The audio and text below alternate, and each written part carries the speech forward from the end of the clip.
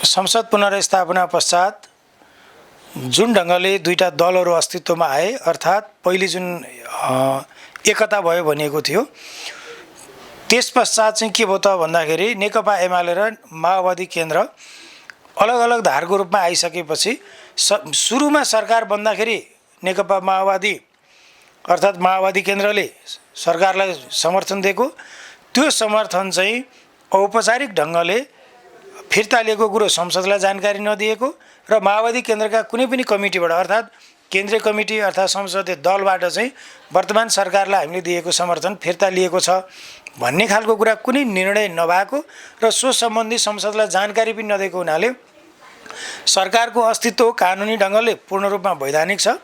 केही महिना पछाडि नै देशमा आगामी चुनावका निमित्त मिति घोषणा हुने अर्थात् देश चुनावतिर जाने कुरामा कसैले रोक्न सक्ने सम्भावना देखिँदैन। You are watching नेपाल ज्योति। नमस्कार, म अम्बी राई।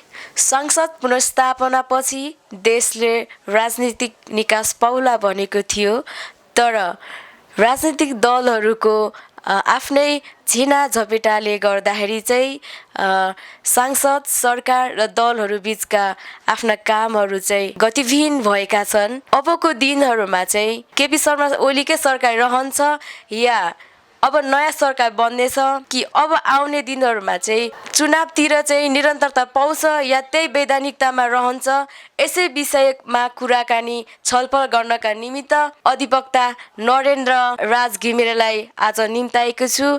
स्वागत छ यहाँलाई नेपाल ज्योति टिभीमा। धन्यवाद अम्बीजी। अहिलेको राजनीतिक समसामयिक घटनाको बारेमा चाहिँ यहाँको के छ विचार? यो संसद पुनर्स्थापना भइसकेपछि चाहिँ नेपालको राजनीति एक हिसाबले सङ्लो हुन्छ, अर्थात् देशले निकास पाउँछ भन्ने जुन एउटा आशय थियो, जुन खालको एउटा सोच थियो, त्यो चाहिँ लगभग संसद पुनर्स्थापना भएको 1.5-2 महिना हुन लाग्दा पनि यसले कुनै पनि खालको नयाँ निकासको चाहिँ मार्ग प्रशस्त गर्न सकेको छैन।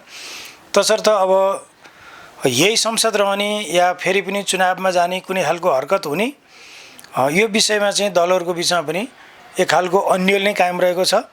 संसद पुनर्स्थापनापछि अर्को एउटा जुन फैसला भयो नेकपा विभाजन सम्बन्धी, त्यो फैसला पश्चात नेकपा माओवादी केन्द्र र नेकपा एमाले दुईवटा पार्टी चाहिँ अस्तित्वको रूपमा आए।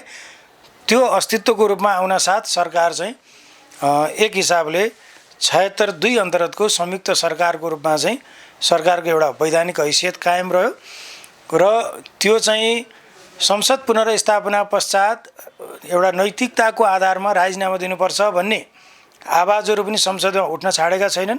सर्वत्र त्यो आवाज उठ्दै पनि सम्माननीय प्रधानमन्त्री केपी शर्मा ओलीले अर्को दलले समर्थन दिइरहेको, सरकार पूर्ण बहुमतमा रहेको र जसले विरोध गरेको त्यही दलले नै समर्थन चाहिँ फिर्ता लिन नसकेको अवस्थामा देशलाई चाहिँ गैर जिम्मेवारपूर्ण ढङ्गले छाडेर राजीनामा दिन सकिन्न भन्ने खालको आशयहरू चाहिँ प्रधानमन्त्रीबाट पटक पटक आइरहेको र यसरी आउँदाखेरि प्रधानमन्त्रीको विपक्षमा अर्थात् सत्तारूढ दलको विपक्षमा रहेका अन्य दलहरू जति संसदमा छन् उनीहरू युनिफाइड भएर नयाँ सरकार गठन गर्ने सन्दर्भमा पनि कुनै निकास निकाल्न नसकेको र यही कारणले गर्दाखेरि एक हिसाबले संसद गतिरोध छ, अर्थात् गन्तव्यहीन अवस्थामा छ। सरकार कानुनी रूपले अर्थात् प्राविधिक रूपले बहुमतमा छ, तर व्यवहारिक रूपमा सरकारले कुनै पनि बिजनेसहरू दिन सकेको छैन र यसै गरी चाहिँ यो सरकार र संसदको चाहिँ एक हिसाबले अन्तरसङ्घर्ष चलिरहेको छ र यसको मुख्य कारण चाहिँ राजनीतिक दलहरूमा भएको एक आपसी खिचातानी नै हो। यसले अब नयाँ निकास दिने कुरामा धेरै खालको शङ्काहरू उब्जाएको छ। अहिलेको अवस्थामा केपी शर्मा ओलीको वैधानिकताको चाहिँ अवस्था के छ? जस्तो संसद पुनर्स्थापना पश्चात जुन ढङ्गले दुईटा दलहरू अस्तित्वमा आए, अर्थात् पहिले जुन एकता भयो भनिएको थियो, त्यस पश्चात चाहिँ के भयो त भन्दाखेरि नेकपा एमाले र माओवादी केन्द्र अलग अलग धारको रूपमा आइसकेपछि सुरुमा सरकार बन्दाखेरि नेकपा माओवादी अर्थात् माओवादी केन्द्रले सरकारलाई समर्थन दिएको, त्यो समर्थन चाहिँ औपचारिक ढङ्गले फिर्ता लिएको कुरो संसदलाई जानकारी नदिएको र माओवादी केन्द्रका कुनै पनि कमिटीबाट अर्थात् केन्द्रीय कमिटी अर्थात् संसदीय दलबाट चाहिँ वर्तमान सरकारलाई हामीले दिएको समर्थन फिर्ता लिएको छ भन्ने खालको कुरा कुनै निर्णय नभएको र सो सम्बन्धी संसदलाई जानकारी पनि नदिएको हुनाले सरकारको अस्तित्व कानुनी ढङ्गले पूर्ण रूपमा वैधानिक छ र अहिलेको सरकारको हैसियत भनेको संयुक्त सरकार हो। तर व्यावहारिक रूपमा चाहिँ दुईटै दलहरू चाहिँ अलग अलग रूपमा एक अर्काको आलोचना हैन वैचारिक रूपले आक्रमण प्रत्याक्रमणमै रहेका छन्। यद्यपि कानुनी रूपमा चाहिँ वर्तमान सरकारको वैधानिकता भनेको संयुक्त सरकारको वैधानिक हैसियतको रूपमा रहेको छ।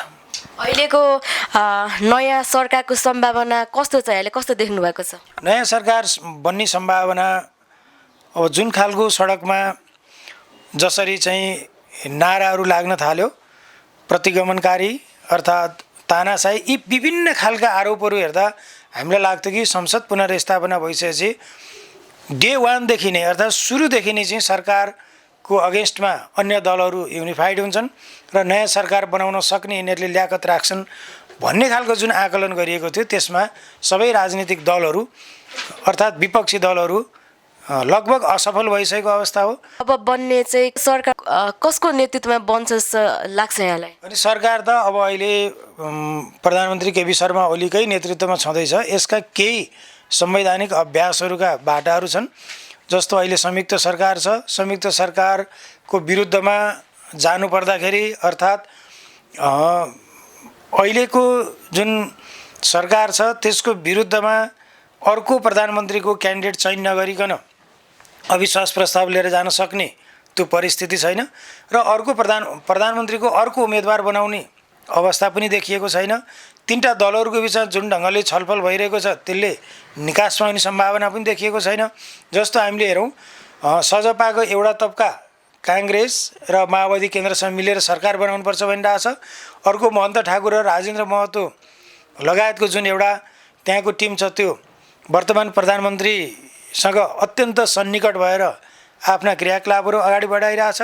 तसर्थ यही व्यक्तिको अर्थात् नयाँ प्रधानमन्त्रीको क्यान्डिडेट यही होला भन्ने खालको कुरा आकलन गर्न बहुत गाह्रो छ।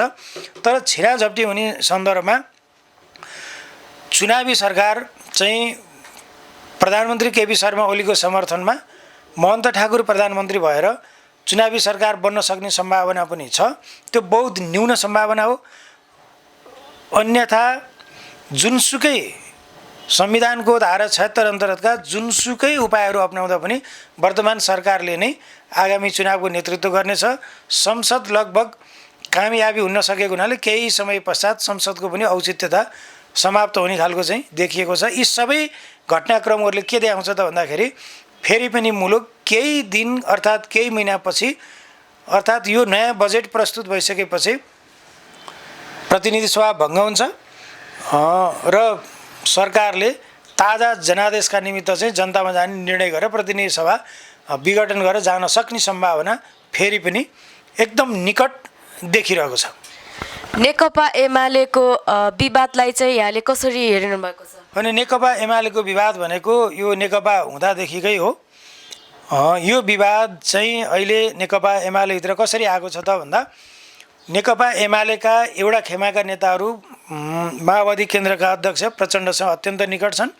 तर कानुनी रूपले यस्तो बनाइदियो कि उनीहरूलाई प्रचण्डसँग जान पनि गाह्रो छ, यता केपी शर्मा ओलीसँग मिलेर बस्न पनि गाह्रो छ र उनीहरूले अब राजनीतिको एउटा नयाँ आयाम नआउन्जेलसम्म नेकपा एमालेकै ब्यानरमा राजनीतिक गतिविधिहरू अगाडि बढाउँछन् र चुनाव घोषणा भइसकेपछि माधव नेपाल, झलनाथ खनाल, भीमराव लगायतका जति नेताहरू छन् उनीहरू चाहिँ प्रचण्डसँग मिलेर नयाँ पार्टी दर्ता अर्थात् माओवादी केन्द्रको नाम परिवर्तन गरेर चुनावमा जान सक्ने सम्भावना एकदमै प्रबल छ।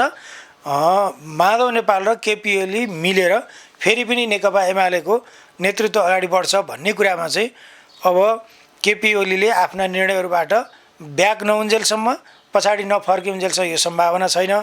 तसर्थ अहिले जसरी एमालेभित्र विवाद भएर समानान्तर कमिटीहरू बनिरहेछ त्यो चाहिँ भोलि माओवादी केन्द्रसँग पार्टी एकता गर्दा पनि हाम्रो यो हैसियत थियो भन्ने देखाउनका निमित्त पनि माधव नेपाल पक्षका जे जति नेता कार्यकर्ताहरू हुनुहुन्छ उहाँहरू त्यसरी लागिराख्नु भएको छ। नेकपा एमाले एक हुने भन्ने कुरामा चाहिँ अब केही यो कम्तीमा पनि एउटा चुनावभरि चाहिँ एक हुन सक्ने सम्भावना चाहिँ देखिँदैन। देश अब चुनावमा चाहिँ होमिने सम्भावना कतिको यहाँले देख्नु भएको छ? देश लगभग ढिलो या चाँडो 2 महिना 4 महिना 5 महिना ओरतिर परतिर भन्ने मात्रै हो। सबै दलहरू चुनावमा जानका निमित्त भित्री रूपमा आन्तरिक रूपले तयारी भइसकेका छन्। कसैलाई हिजो चाहिँ चुनावमा गएको कुरा विरोध गरेको हुनाले फेरि पनि जनतालाई के भनेर जाने भन्ने एउटा छँदैछ। सबैलाई आफ्नो आफ्नो परिवेशले चुनाव भन्न गाह्रो भएको, तर अहिले भएका जति दलहरू छन् ती सबै दलहरू आन्तरिक रूपमा चाहिँ चुनावका निमित्त तयारी भइसकेका छन् र केही महिनापछि अर्थात् मैले विश्लेषण गर्दाखेरि आगामी नीति तथा कार्यक्रम र बजेटको सेरोफेरोमा संसद विघटनको सिफारिस वैधानिक ढङ्गले संविधान सम्मत ढङ्गले हुने र त्यही चाहिँ चरणबाट चाहिँ देश चुनावको गन्तव्यतिर लाग्ने कुरामा चाहिँ लगभग एक खालको अहिले राजनीतिक परिदृश्यले चाहिँ त्यो कुरालाई इन्डिकेट गर्छ। चुनावी सरकारको चाहिँ नेतृत्व अबको दिनमा कसले गर्छ जस्तो लाग्छ यहाँलाई? यो संविधानको जुन हामीले 76 धारा 76 को कुरा गरौँ, यो यस्तो रिसाइकल हो।